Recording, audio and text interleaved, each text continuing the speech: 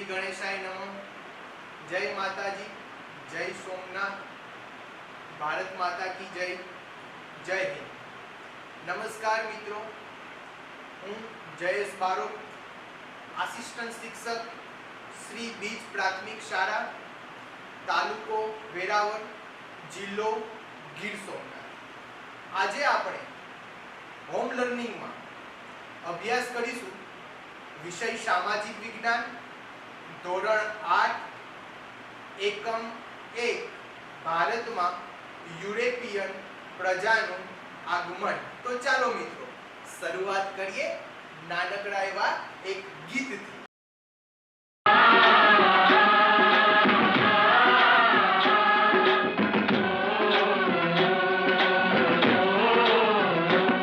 मेरे देश की धरती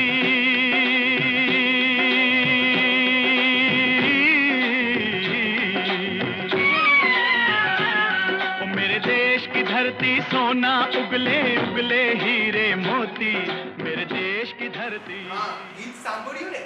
ગીતના શબ્દો જોયા? मेरे देश की धरती सोना उगले उगले हीरे मोती। તો શું આ દેશની ધરતીમાં એવું ઉત્પન્ન થયું હશે કે જેનો મોલ સોનું, ચાંદી અને હીરા બરોબર હશે? અને તેનો જવાબ છે હા।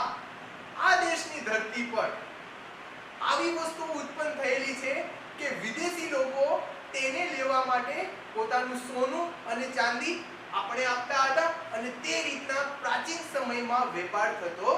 પ્રાચીન સમયમાં ભારતને સોને की चिड़िया પણ કહેવાતી। तो एक प्रश्न थाय के શું ભારત દેશમાં સોનાની ચકલીઓ હતી?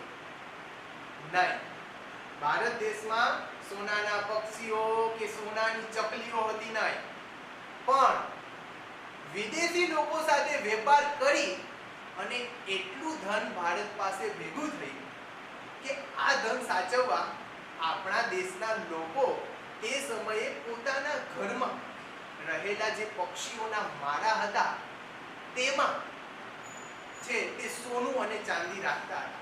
આ વિદેશના લોકોએ જોયું અને આપણા દેશનું એક નામ પડી ગયું સોને की चिड़िया। મિત્રો, પ્રાચીન સમયમાં ભારતનું સ્થાન ખૂબ જ અગ્ર હતું। વિશ્વની બજારોમાં ભારતનું સ્થાન મોખરે હતું।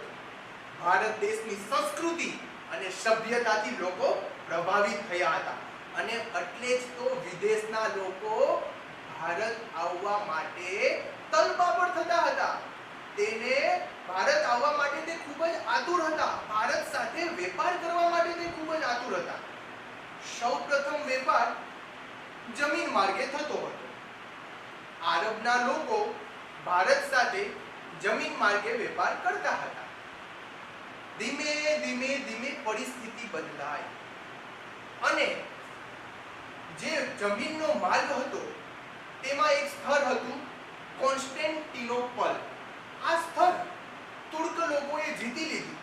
તેથી યુરોપના લોકોને ભારત તરફ આવવાનો જે જમીન માર્ગ છે તે બંધ થઈ ગયો। હવે તે ભારત આવી શકતા હતા નહીં। યુરોપના દેશના લોકોને ભારતની ચીજ વસ્તુઓ વિના ચાલે તેમ હતું નહીં। ભારતની કઈ ચીજ વસ્તુઓ વિના તેમને ચાલે તેમ ન હતું? તો સુતરાઉ કાપડ, રેશમ, ઢાકાની મલમલ, મરી, મસાલા, તેજાના, આ તમામ વસ્તુઓની વિદેશમાં ખૂબ જ માંગ હતી। યુરોપના લોકો કોઈ પણ ભોગે આ ચીજ વસ્તુઓ ઈચ્છતા હતા, પણ જમીન માર્ગ થઈ ગયો બંધ। પણ યુરોપના લોકોએ વિચાર્યું કે ભારત આવવા જળમાર્ગ પણ શોધી શકાય, કારણ કે ભારતની ત્રણેય બાજુએ સમુદ્ર આવેલો છે। તેથી યુરોપના દેશોમાં ભારતનો જળમાર્ગ શોધવા માટે હરીફાઈ થવા લાગી અને આ હરીફાઈમાં એક સાગર ખેડૂત જે સૌથી આગળ આવ્યો તેનું નામ હતું Christopher Columbus. Columbus, Christopher Columbus Bharat શોધવા નીકળેલ ક્રિસ્ટોફર કોલંબસ ઇટાલી દેશનો રહેવાસી હતો. તે પોતાનું જહાજ લઈ અને ઈસવીસન 1492 માં તે ઇટાલી દેશથી નીકળે છે, પરંતુ તે ભારત શોધવા નીકળ્યો હતો, પણ આકસ્મિક રીતે તે અમેરિકા જઈ ચડે છે અને જ્યાં સુધી તે જીવે છે ત્યાં સુધી તેને એવું લાગે છે કે તેણે હિન્દુસ્તાનની શોધ કરી દીધી છે. તે પોતાને હિન્દુસ્તાનનો શોધક માનતો હતો. આથી જ અત્યારે પણ જે અમેરિકાના મૂળ વતનીઓ છે તે રેડ ઇન્ડિયનના નામે ઓળખાય છે અને તેનો જે કિનારાનો જે પ્રદેશો છે તેને આજે પણ વેસ્ટ ઇન્ડિઝ કહેવામાં આવે છે. વાસ્કો દ ગામા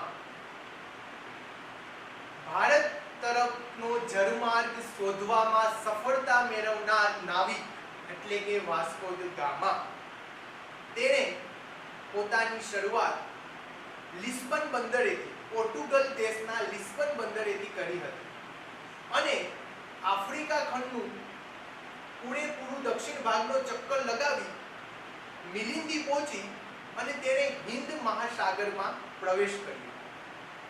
આગળ આવતા જ હિન્દી નાવિક મોહમ્મદ ઇબ્ન મજીદ ની મદદથી તેણે ભારત તરફનો જળમાર્ગ શોધવામાં સફળ રહ્યો અને તેણે પોતાનું પહેલું જહાજ કાલિકટ બંદરે ઉતાર્યું. તે સમયે કાલિકટનો જે રાજા હતો તેનું નામ હતું ઝામોરી અને વાસ્કો દ ગામાએ ઝામોરીન પાસે વેપાર કરવાની પરવાનગી માંગી અને ઝામોરીને તેને વેપાર કરવાની પરવાનગી આપી. ત્યારબાદ ઈસવીસન 1502 માં પોર્ટુગીઝ લોકોએ કાલિકટની અંદર વેપારી કોઠી સ્થાપી અને વેપાર કરવાની શરૂઆત કરી.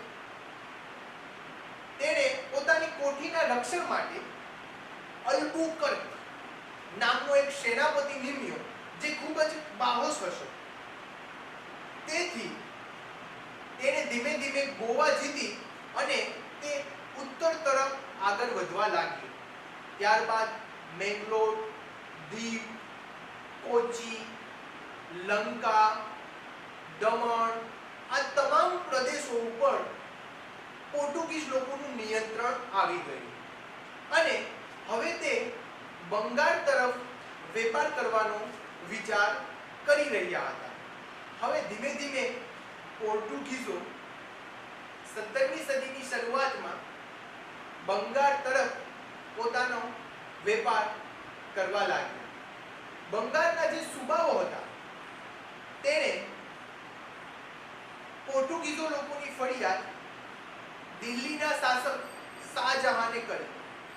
તેથી શાહજહાને બંગાળમાં પોર્ટુગીઝોની વહાણો અને કોઠીઓ ને તોડી નાખી. આથી પોર્ટુગીઝ સત્તાઓનો અંત આવ્યો. અંતમાં તેણે ભારતમાં દીવ, દમણ અને ગોવા આ ત્રણ પૂરત જ તેની સત્તા મર્યાદિત રહી. પોર્ટુગીઝ ભારતમાં આવનાર, જળમાર્ગે આવનાર પ્રથમ પ્રજા હતી. ત્યાં પોર્ટુગીઝો પછી ભારતમાં હોલેન્ડના ડચ લોકો વેપાર કરવા આવ્યા. હોલેન્ડ એટલે કે હાલનું નેધરલેન્ડ. ઈસવીસન 1663 માં તેમણે આગ્રામાં મદ્રાસમાં પોતાની વેપારી કોઠીઓ સ્થાપી. પરંતુ તે સમય દરમિયાન અંગ્રેજો પણ ભારત આવવા લાગ્યા અને અંગ્રેજોની સ્પર્ધામાં હોલેન્ડના ડચ લોકો ટકી શક્યા નહીં.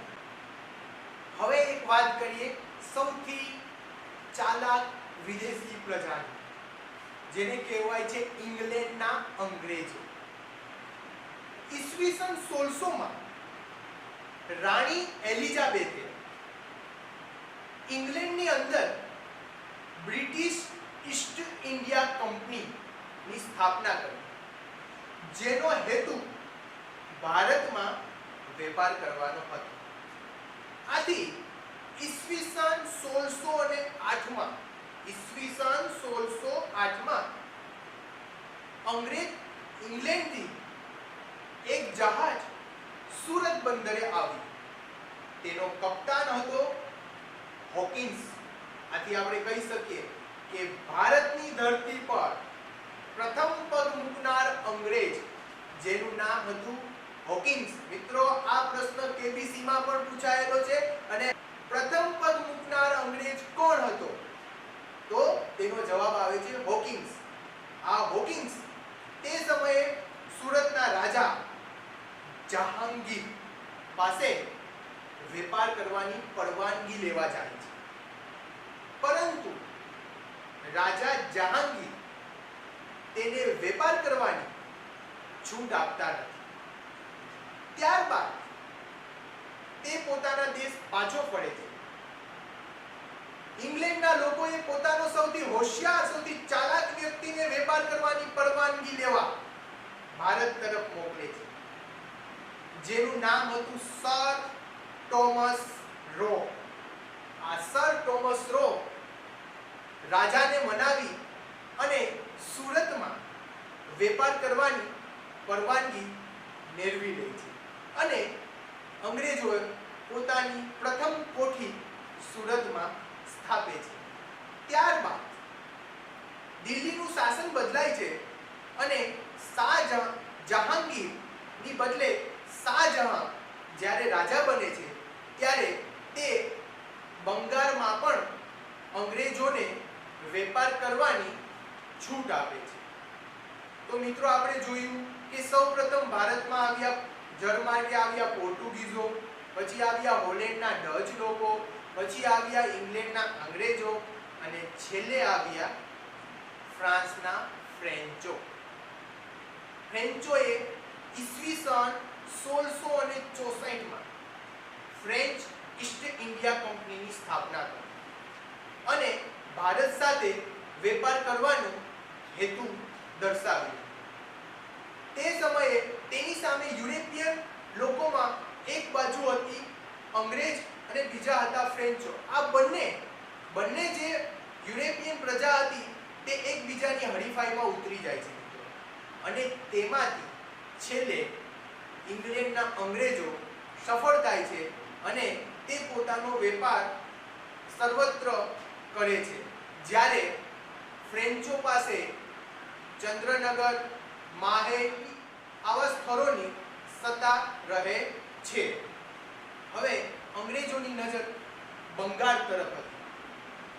બંગાળ પ્રાચીન સમયમાં ભારતનો સૌથી સમૃદ્ધ પ્રદેશ હતો. આથી અંગ્રેજોએ હવે બંગાળ તરફ વેપાર કરવાની શરૂઆત કરી. ઈસવીસન 1651 માં તેણે પ્રથમ કોઠી સ્થાપી અને ત્યારબાદ રાજા ઔરંગઝેબ પાસેથી કરવેરા આપ્યા વિના વેપાર કરવાની પરવાનગી મેળવી લીધી. તેથી હવે ધીમે ધીમે જે અંગ્રેજના સૈનિકો હતા તે પોતાનો વ્યક્તિગત વેપાર પણ કરવા લાગ્યા અને ધીમે ધીમે એવું બન્યું કે રાજાની આવકમાં ઘટાડો થવા લાગ્યો અને અંગ્રેજના અધિકારીઓની આવકમાં વધારો થવા લાગ્યો. બંગાળના નવાબ મુર્શિદ અલી ખાને તેનો વિરોધ કર્યો. ધીમે ધીમે આ જે પરિણામ હતું તે ઈસવીસન 1757 પ્લાસીના યુદ્ધમાં પરિણમે છે. આ ભાગ 1 છે મિત્રો, જે હવે અહીં સંપૂર્ણ થાય છે. ભાગ 1 માં આપણે ભારતની કઈ કઈ ચીજ વસ્તુઓની વિદેશમાં માંગ હતી, યુરોપિયન પ્રજાએ શા માટે ભારતનો જન્માર્ગ શોધ્યો, ભારતમાં આવનારી દરેક વિદેશી પ્રજાઓના નામ, પ્રથમ આવનારી, છેલ્લે આવનારી અને છેલ્લે અંગ્રેજોનો બંગાળ તરફ વેપાર. વિદ્યાર્થી મિત્રો, તમે તમારા પાઠ્યપુસ્તકમાં હવે આનો અભ્યાસ કરશો, તેથી તમને દરેક બાબતની જાણકારી પ્રાપ્ત થશે. હવે આના પછીના પ્રકરણમાં ભાગ 2 માં આપણે પ્લાસીનું યુદ્ધ અને બક્સરનું યુદ્ધ તેની વિસ્તૃત ચર્ચા કરીશું. ભારત માતા કી જય.